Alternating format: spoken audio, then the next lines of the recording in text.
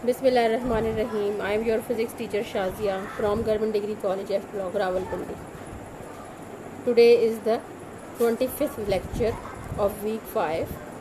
We will continue chapter number 13. The learning objective of today's lecture is to define simple and complex network and explain the Kirchhoff rule. आज का topic है Kirchhoff rule. Kirchhoff rule में कि हम ये rules के से पढ़ के हमें ये पता चलता है कि हमने सर्किट्स को किस तरह से सॉल्व करना है। 2 टाइप के सर्किट होते हैं हमारे पास, एक सिंपल सर्किट और एक कॉम्प्लेक्स सर्किट। सिंपल सर्किट क्या है? ए सिंपल सर्किट में consist of more than 1 register but a single voltage source, यानी कि एक बैटरी लगी होती है और 2 रजिस्टर्स लगे होते हैं, तो उसे आप सिंपल सर्किट कहेंगे। कॉम्प्लेक्स सर्किट क्या है? When an electrical circuit consist of number of resistance and a number of electrical voltage sources then the circuit is called the complex circuit. अब उसमें क्या है कि कॉम्प्लेक्स सर्किट के लिए भी हम जो है वो किरचॉफ रूल यूज़ करते हैं। अब ये देखें कि अगर आपके जो सर्किट यूज़ कर रही हैं वो सर्किट सीरीज़ में है, पैरेलल में है, तो उसमें 2 वायर्स लगी हैं, तो जहाँ पे 2 वायर्स कनेक्ट हो रही हैं, मिलती हैं आपस में, तो उसे हम कहते हैं कि ये नोड है। 3 और मोर वायर्स और कंडक्टर जहाँ पे मीट करेंगे उसे आप कहेंगे कि ये जंक्शन है। किरचॉफ जो होगा वो फर्स्ट रूल क्या है? फर्स्ट रूल, इस फर्स्ट रूल जो है ये करंट बेस रूल है, करंट पे बेस करता है। करंट, इसके जो है डेफिनेशन क्या है? The sum of all the currents flowing towards the point is equal to the sum of all the current flowing away from the point is called the Kirchhoff first rule। और फिर Kirchhoff first rule की definition आपको अक्सर ही आ जाती है लिखने के लिए कि आप दोनों रूल्स की डेफिनेशन लिख दें। इसका मतलब ये हो गया कि अब आपके पास algebraic of sum of current is equal to 0, ये वैल्यू आ गई। जब वो करंट की बात कर रहा है तो इट मीन्स कि जब करंट हम कैसे लेते हैं कि करंट की वैल्यू आपको मिलती है Q ओवर T के साथ, तो इसे कहते हैं law of conservation of charges. यानी इसे किरचॉफ रूल को जिस प्रिंसिपल को ये फॉलो करता है उसे आप law of conservation of charge कहते हैं। यानी ये कि चार्ज नॉट प्रोड्यूस और नॉट क्रिएटेड और नॉट डिस्ट्रॉयड, ये वैल्यू आ जाती है आपके पास। फिर इसमें कि अब आपने इसको एक्सप्लेन कैसे करना है। जैसे इसकी डेफिनेशन है, सपोज करें कि आपकी बुक में भी ये डायग्राम बनी हुई है सेकेंड ईयर, और इस डायग्राम में इसमें उन्होंने एक पॉइंट लिया हुआ है जहाँ से करंट लीव होता हुआ नज़र आएगा, आपको एंटर होता हुआ नज़र आएगा। I1 I2 करंट है। इस डायग्राम को बनाने का मकसद ये है कि आपको पता चले कि सिंबल ऑफ करंट जो होंगे वो क्या सिंबल ऑफ करंट होंगे, और फिर इनकी वैल्यू किस तरह से आपने लिख लेनी है कि ये वैल्यू नेगेटिव इक्वल टू 0 है, नेगेटिव कहाँ आएगा और पॉजिटिव कहाँ आएगा। ये I4 करंट हो गया, ये I3 की वैल्यू हो गई।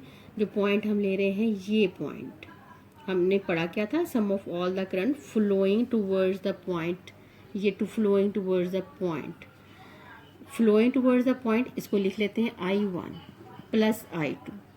ये करंट की वैल्यू, जो ये करंट जा रहा है टूवर्ड्स द पॉइंट A, ये एंटर हो रहा है इनटू द सर्किट, ये एंटर हो रहा है, हम इस पॉइंट को कंसीडर कर रहे हैं।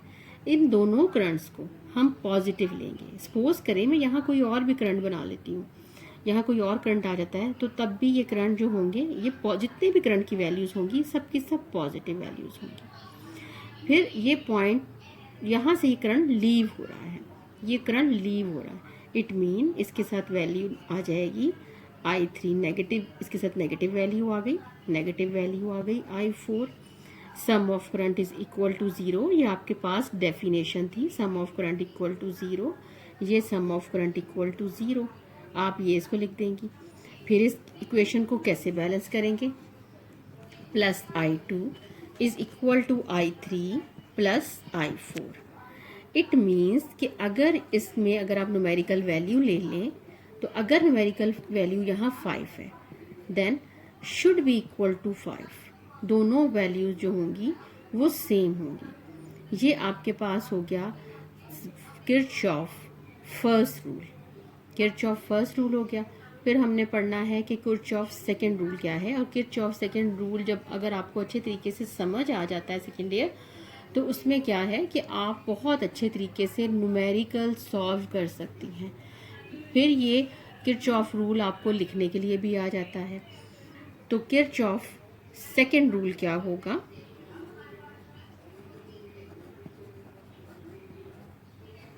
ये आ गया जी किरचॉफ सेकंड रूल।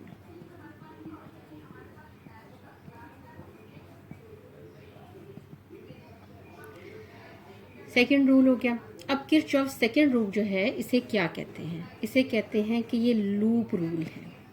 कि इसमें आपको वो कहते हैं कि आपने पहले भी किसी भी सर्किट को हम सॉल्व करते हैं, हम कहते हैं कि सर्किट शुड बी क्लोज, और इसमें हम लूप की फॉर्म ले लेते हैं कि पहले तो सर्किट क्लोज होगा, फिर उसमें लूप्स डिसाइड करेंगे, तो फिर ये आपका आ गया लूप रूल भी इसे कहा जाता है।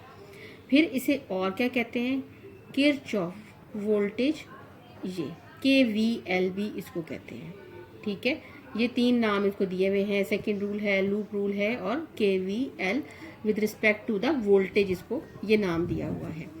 अब ये रूल जो है वो किस पे बेस है, किस प्रिंसिपल को बेस करता है, किसको फॉलो करता है? ये बेस करता है law of conservation of energy को। इट मीन एनर्जी कैन जो है नॉट क्रिएटेड और नॉट डिस्ट्रॉयड। अब इसमें जो होगा वो law of conservation of energy की वैल्यू आ जाएगी। और definition of the Kirchhoff rule क्या है? Algebraic sum of potential changes along a closed loop is equal to 0. It mean delta V is equal to 0. ये वैल्यू आपके पास आ गई, delta V is equal to 0। अब अगर आप यहाँ देखें तो यहाँ उन्होंने एक सर्किट बनाया आपकी बुक में, और इसमें वैल्यूज लगाई हैं। जैसे मैंने आपको कहा था कि कॉम्प्लेक्स सर्किट होगा, बैटरीज जो होंगी एक से ज़्यादा बैटरीज होंगी। फिर आपको इसमें लूप बनाना बताएंगे कि लूप कैसे बने हुए हैं।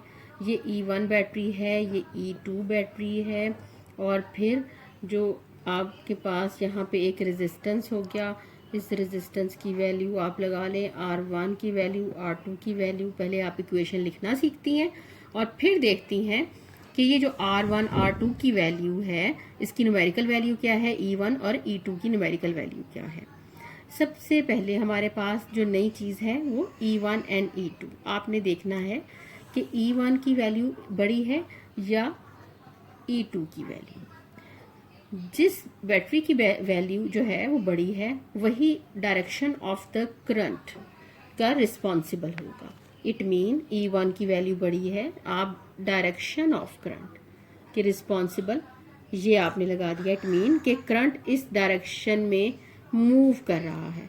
करंट जब इस डायरेक्शन में मूव करेगा तो अब आपने जो है वो एक पाथ चूज करना है क्लोज पाथ में। ये करंट की डायरेक्शन जो है, आपने कहा करंट इस डायरेक्शन में जा रहा है, तो ये क्या डायरेक्शन हो गई? ये एंटी क्लॉकवाइज डायरेक्शन हो गई। फिर जब एंटी क्लॉकवाइज डायरेक्शन हो गई, आपने कहा क्लोज लूप है, ABCD है, ABCD जो है ये डायरेक्शन हो गई। जब क्लोज लूप होता है स्टूडेंट्स तो हम कहते हैं ABC and D and A। It mean कि first point and last point, ये दोनों पॉइंट जो होंगे वो सेम पॉइंट्स होंगे, तो आप कहेंगी कि ये क्लोज लूप आपको नज़र आएगा। अब ये कि हम इसको पढ़ना शुरू करते हैं कि इसको हम पढ़ते किस तरह से हैं। इसकी इक्वेशन आपने लिखनी है, वो इक्वेशन आपने लिखनी है law of conservation of energy के पॉइंट ऑफ व्यू से। अब ये देखें, यहाँ से मैंने इसकी डायरेक्शन की वैल्यू लगा ली है। अब क्या होगा कि एनर्जी किस तरह से होगा? वो कहता है कि आपको कुछ पॉइंट्स याद करने होंगे। व्हेन द पोटेंशियल गेन, जब पोटेंशियल की वैल्यू गेन होगी तो वो पॉजिटिव होगी, यानी पोटेंशियल जैसे चेंज क्या हो रहा है नेगेटिव टू पॉजिटिव, तो ये आपका गेन है। फिर पोटेंशियल लॉस, पोटेंशियल ड्रॉप होगा। जब पोटेंशियल ड्रॉप है तो आप उसको नेगेटिव लेंगे। और फिर ये जो पोटेंशियल है आपके पास वो इंडिपेंडेंट ऑफ द पाथ है, यानी कि कोई भी पाथ पे वो जा रहा है तो वो इंडिपेंडेंट ऑफ द पाथ है। इट मीन कि आप सेम इसी तरह से नेगेटिव एंड पॉजिटिव वैल्यूज़ इस पे लिख देंगी। यानी क्या होगा कि आप इक्वेशन लिखना शुरू करेंगी। इस लूप की इक्वेशन किस तरह से होगी कि E1 delta Q is the energy gain. तो आप इक्वेशन लिखेंगी E1 delta Q is the energy gain which should be equal to the positive, and the energy lost, dissipation of the voltage across the R1, energy जो dissipate हो रही है वो R1 की value हो गई। यहाँ पे एनर्जी का लॉस है। Current pass through the resistor R1 the charge delta Q loss energy. तो इसकी लिए हम नेगेटिव साइन लिखेंगे। Current I is flowing through the circuit, resistance R, delta Q की वैल्यू हो गई। नेगेटिव साइन हो गया। यहाँ पे देखें ये negative sign E2 delta Q, E2 के इधर इसके साथ जो नेगेटिव साइन आपने लिखा है, ये नेगेटिव साइन क्यों लिखा है? इसलिए कि यहाँ पे लॉस ऑफ जो है वो पोटेंशियल है। क्योंकि लॉस ऑफ पोटेंशियल किस तरह से कि यहाँ से हम हाई पोटेंशियल से लो पोटेंशियल की तरफ आ रहे हैं, तो नेगेटिव साइन होगा। पॉजिटिव साइन कब होगा? जब हम लो से हाई की तरफ जाएंगे, इसलिए इसके साथ नेगेटिव साइन आ गया। फिर यहाँ पे R2 की एक ही हमारे पास रजिस्टर रह गया है, उसकी R2 की वैल्यू है। तो अब क्या है कि यहाँ पे इसके साथ आएगा नेगेटिव साइन। नेगेटिव साइन आएगा IR2 delta Q equal to 0 which is the Kirchhoff rule की। ये देखें किरचॉफ रूल में इक्वल टू 0 ये वैल्यू उन्होंने इस तरह से लिख दी। ये इक्वेशन आपको बनानी आनी चाहिए। सबसे पहले आपने करंट की डायरेक्शन लिखनी है, फिर आपने सेकंड पॉइंट पे ये आपने इसको इस तरह से कर लिया। ये आपने दो काम करने हैं जब आपको सर्किट गिवन होगा। आप न्यूमेरिकल सेकेंड ईयर इसमें देखिएगा कि न्यूमेरिकल भी आपको नज़र आएंगे कि न्यूमेरिकल बहुत सारे न्यूमेरिकल 13 चैप्टर के वो इसी पे बेस हैं। अगर आपको ये चीज़ समझ आ गई तो फिर आपको ये चीज़ समझ आएगी, तो फिर आपको इक्वेशन लिखने भी आ जाएगी, आप इसको सॉल्व भी कर लेंगी कि ये किस तरह से वैल्यू जो है वो इंक्रीज़ और डिक्रीज़ हो रही हैं। अब वो कहते हैं कि आपकी बुक में भी उन्होंने लिखा हुआ है, आपने कुछ पॉइंट्स हैं उनको याद कर लेना है, इसी तरह से उनको इन पॉइंट्स को लिख लेना है। उसमें क्या होगा, उन्होंने कहा है कि इसका प्रोसीजर क्या होगा। Draw the circuit diagram, choose the loop in such a way that each resistance is include at least once in the selected drop. बार बार एक ही रजिस्टर को आपने नहीं लेना, आपने एक ही रजिस्टर लेना है। Assume the current in each loop. All the loop current should be in the same series. Same sense होगा, यानी कि आपने अगर एंटी क्लॉकवाइज करंट लिया तो एंटी क्लॉकवाइज ले लें, अगर आप क्लॉकवाइज लेना चाह रही हैं तो क्लॉकवाइज ले लें। मगर आपके पास अगर 2 लूप्स हैं, अगर एक में 1 एंटी क्लॉकवाइज लेंगी, अदर में क्लॉकवाइज ले लेती हैं। अगर आपको सॉल्व करना आता है देन आप सॉल्व कर सकती हैं। अदरवाइज मगर उन्होंने कहा है कि आप एक ही डायरेक्शन में ले लें तो ये आपको इजी रहेगा। या आप एंटी क्लॉकवाइज ले लें या आप क्लॉकवाइज ले लें, एक ही तरह का करंट की वैल्यू ले लें। फिर उससे ये होगा कि आप करंट की जो वैल्यू होगी, जब आप इसमें न्यूमेरिकल वैल्यूज़ पुट कर लेंगी तो आपको ये भी पता चल जाएगा कि R1 R2 की न्यूमेरिकल जो वैल्यू वो यहाँ पे पुट करेंगी तो ये इक्वेशन हमारे पास सॉल्व हो जाएगी। जब 2 लूप्स होंगे तो 2 इक्वेशंस होंगी। यहाँ पे एक सिंगल लूप है तो ये एक सिंगल इक्वेशन है। आपने इसको अच्छे तरीके से सॉल्व करना है, अच्छे तरीके से देखना है कि ये वैल्यूज़ जो है इक्वेशन किस तरह से लिखी गई है, और इनकी आपने किरचॉफ रूल की डेफिनेशन याद कर लेनी है, और सेकंड रूल को बहुत अच्छे तरीके से देखना है कि इक्वेशन कैसे लिखी है। अगर आपको एक सिंगल लूप की इक्वेशन लिखनी आएगी तभी आप सेकंड लूप की लिख सकती हैं। Thank you so much. Allah.